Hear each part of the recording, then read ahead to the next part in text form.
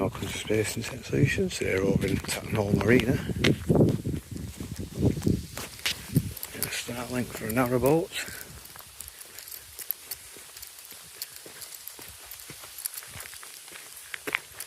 Customer's going to use the Mini.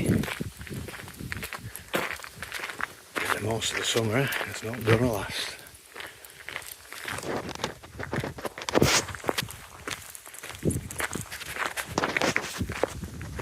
Using it. On the boat.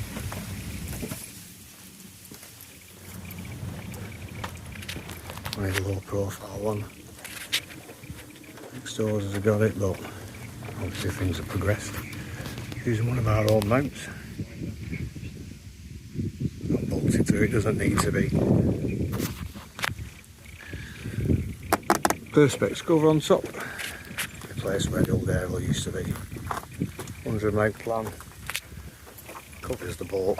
They're not bothered about it at that end, so use a built-in Wi-Fi. Doesn't want a router inside. Need installation?